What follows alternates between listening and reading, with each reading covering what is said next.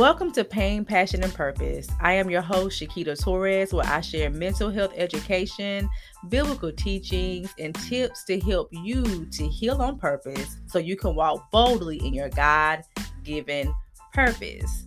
This podcast is sponsored by Empowered Purpose Academy, a certified online Christian academy where we provide services such as certification for Christian life coaches, mentorship for master's level aspiring and existing Christian therapists, mentorship for Christians, and continued education courses for the body of Christ.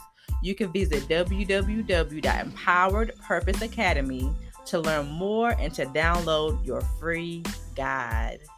If you like today's episode, please subscribe and leave us a raving review so that others can tap into the knowledge and wisdom that will be shared on this podcast. Thank you so much for being here. Hey, so before I get started on today's episode, if you have not subscribed to the paid membership of my podcast community, please do. It is going to bless your life. Listen, my episodes are already like therapy/coaching sessions where I give you strategy and insight and all that good stuff. But the community, you're going to get a lot more. You're going to get more resources, more tools, and be able to ask more questions where I can create episodes around your questions, and you will be able to get discounts on some of my products and my events. So what are you waiting for? The price is very affordable.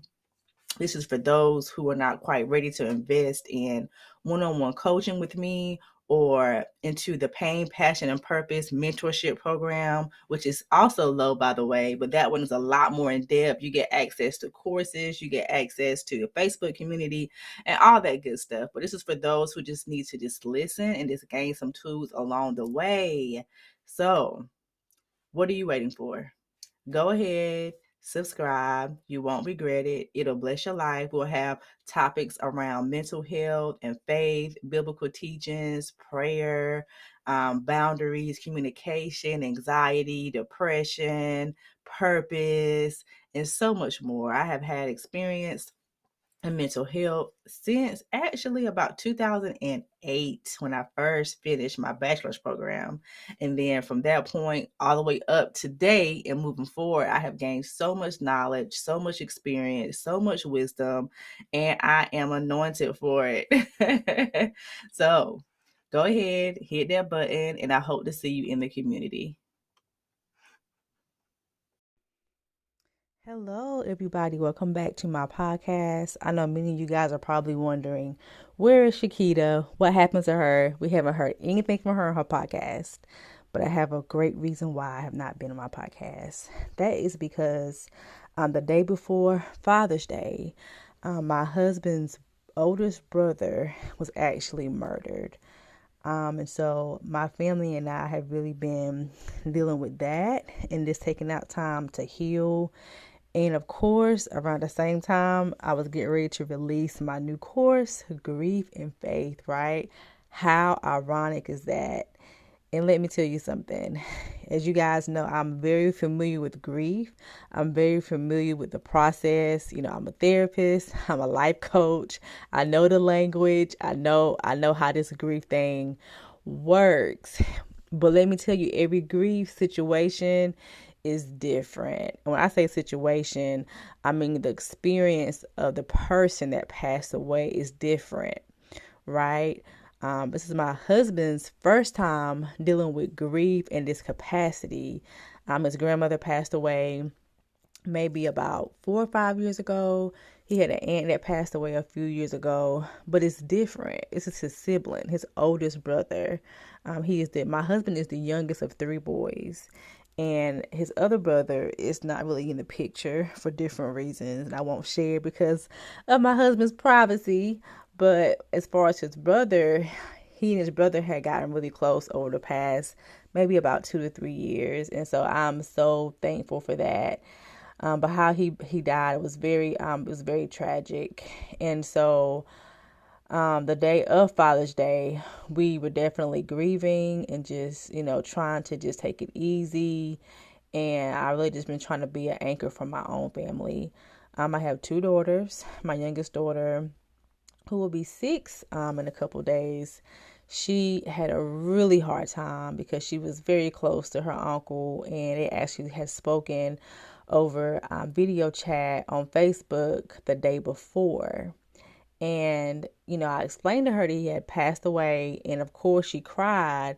But, little kids, for the most part, they need that evidence. They need to be able to see.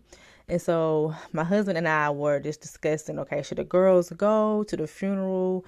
Should we just, wait? And of course, my grief and faith e-course addresses everything that I just experienced, you guys. No lie. No lie. One of the parts I put in this e-course is grief in children, and it's very different than adults. Very different. And that particular module has been highly requested for me whenever I would do live webinars, but I never had enough time to really dig deep into it. And so that is a section that I really put a lot of time into, is finding resources and really helping people to understand whether they should tell their child, how they should tell their child, how they respond, what's normal, what's not normal, and all that good stuff. So she's only 5; she'll be 6, like I said, in a few days. And we kind of struggle a little bit with taking her to the funeral, but we both decided, okay, let's go ahead and take them, because if they're going to experience a loss and really go through that grieving process too, as their parents, he wanted to be there for them and help anchor them and help to explain things to them so they'll understand. And we did not want to lie about anything that happened either. And so when we, got to the funeral, the body was an open casket. And I didn't go up to the body. I didn't want to do that. That's not my thing. I don't like sitting and staring at people's bodies. That's just not me. Even whenever my mom passed away, I didn't really want to stare too much either. I know that that's their body, their spirit is not in their body anymore. And so my kids did the same thing. They didn't go look at the body either. We actually, went inside and we just sat down, and we had a very small, intimate funeral. So by the time we got there, everyone was already sitting down, and it was maybe only about 30 people there, maybe a little bit more than that, as far as family and close friends. So we didn't have to actually, walk in together and walk in front of the body. We didn't go to view the body beforehand because my husband didn't want to. So whatever my husband wanted to do, I try to support whatever he wanted to do. While at the same time helping him to rationalize, okay, why you're not going to do X, Y, Z? Okay, if you don't do it, will you regret it? If you do it, will you? So helping him to kind of anchor his thoughts and his emotions, because he was very emotional and very angry, rightfully so. And so my daughter, my 5-year-old, was sitting in my lap, and she said, "Mommy," she was like, "Who's that? Is that Uncle Tim?" And I said, "Yes, baby, it is." And she got really, really quiet, and she looked at me, and she looked at the body, and then she just broke down crying, and it was a wrap from there. Oh my gosh, y'all. As a mom, to see my baby cry like that was very difficult. She cried. I mean, her little heart was so broken. She has so many questions. She said, "Mommy, what happened to him? Did he get hit by a car?" I'm like, "No, baby, someone hurt him." And she's like, "What? Who will hurt my Uncle Tim?" And oh God, we had an obituary. "Mommy, can you read this to me? What does this say?" She kept holding the obituary tight. She kept looking at his picture. She kept looking and looking and going through the pages. I mean, she has so many questions. My oldest daughter, she's more on the quiet side, so she was crying too, but not as loud. And my 5-year-old was crying so intensely that we had to get up and go to the bathroom and kind of help her to regroup. But she was crying. Oh my gosh. So, everybody's family is different, but typically in, my family, our culture, even my husband's family, we'll walk out of the sanctuary from where the funeral was being held, and the body is placed, up front. So when you walk out, you can see the body one last time. And so she lingered. She just kept staring in disbelief, this is his body. I can't believe it. But of course, I'm telling her that his spirit is not in the body, but his body is here. So all she knows is that this is my Uncle Tim, and he's about to be put into this car in the dark, and he can't see. So she's like, no, no, he cannot take his body. I mean, she's hysterical. I'm like, baby, it's okay. Take a deep breath. It's okay. So where is taking him? Where is he going? I'm like, okay, we're going to the cemetery. Okay, what's the cemetery? I had to explain all that to her.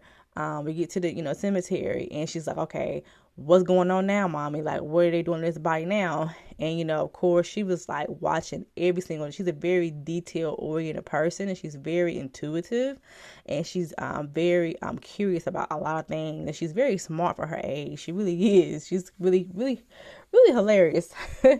And so, they was like getting ready to drop his body down into the ground. I mean, she was the last one standing there at the gravesite. Everyone else had left, and I kind of like let her linger and let her look and ask me questions. But she was like, she said, mommy, who's going to be here with him while he's in the dark? I said, well, baby, his body is not, his body is here, but his spirit is not here. And so, she kept, asking questions about that. So she said, well, can we come back and see him? I said, sure, we can come and bring him flowers. We can come check on him, because that was her way of grieving. That was her way of, feeling like she was getting some kind of closure, the understanding of what happened. And so the funeral was this past Saturday. So the day for me is like July the 6th. So this was about it's been almost a week. Yeah, a little over a week now.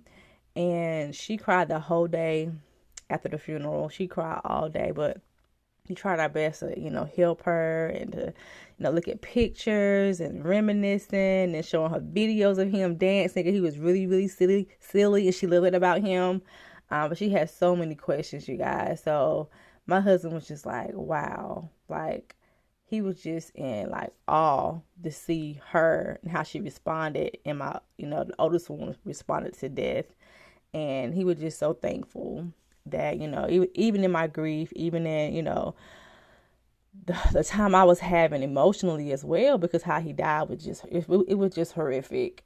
It was nothing but God, to be honest. Nothing but God. And so I was off work, the whole week. I did see maybe 2 clients, but I realized quickly that my energy was depleted.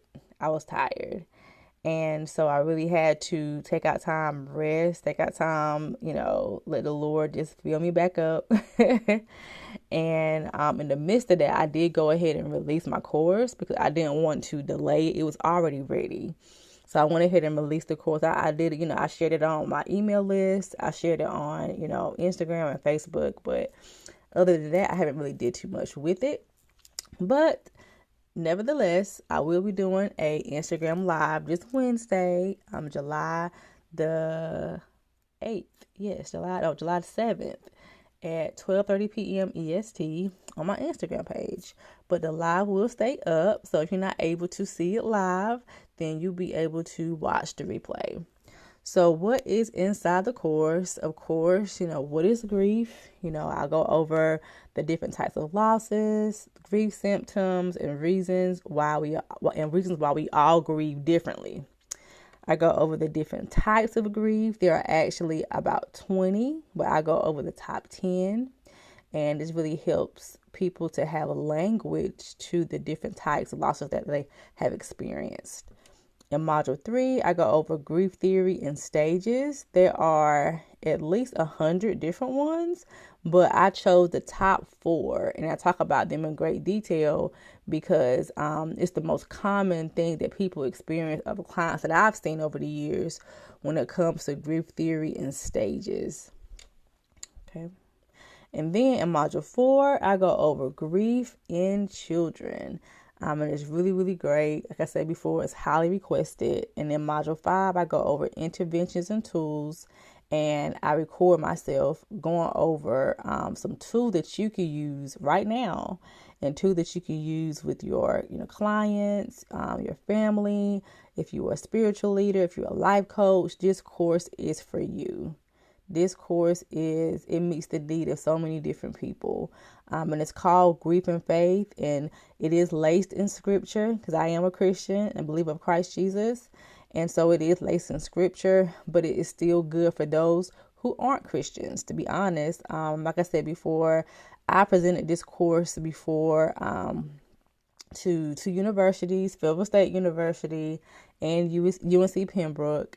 I presented it before at my office with people, and I did 3 different webinars this year, and all of them pretty much was like full capacity, like 50 people or more, and the people loved it. And I know everyone that was on these lives and watching it were not Christians, so, and they loved it. Okay.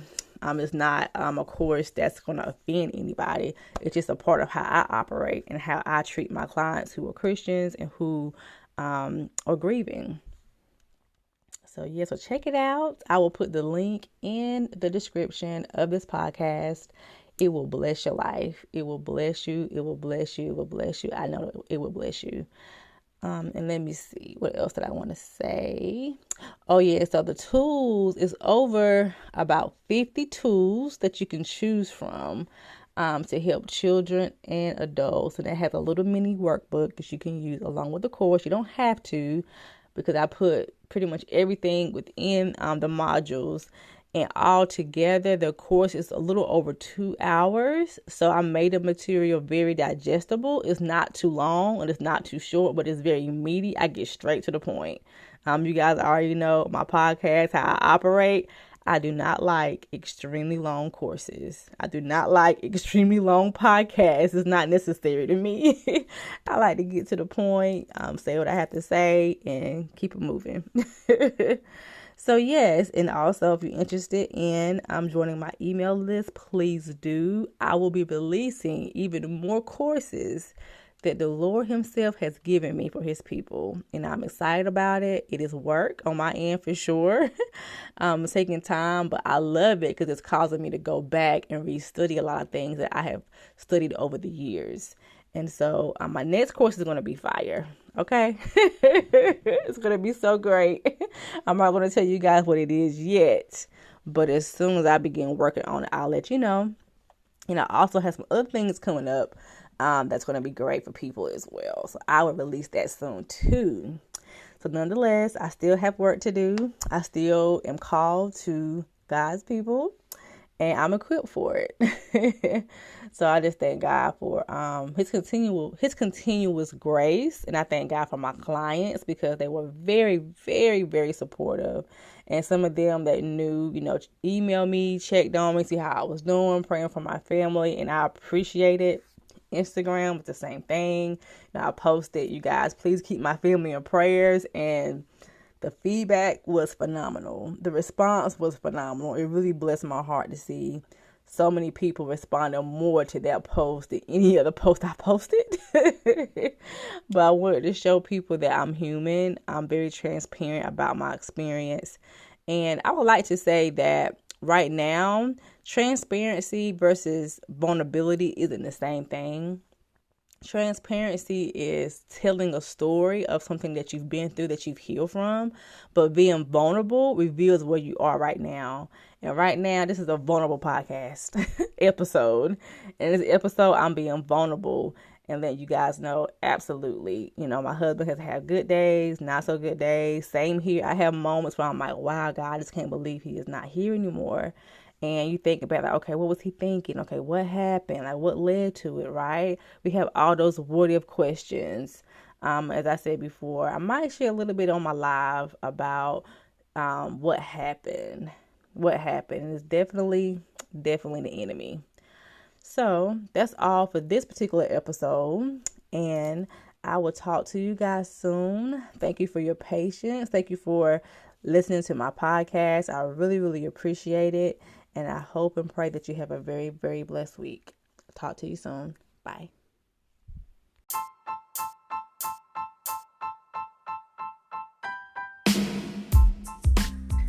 Thank you so much for tuning in to today's episode.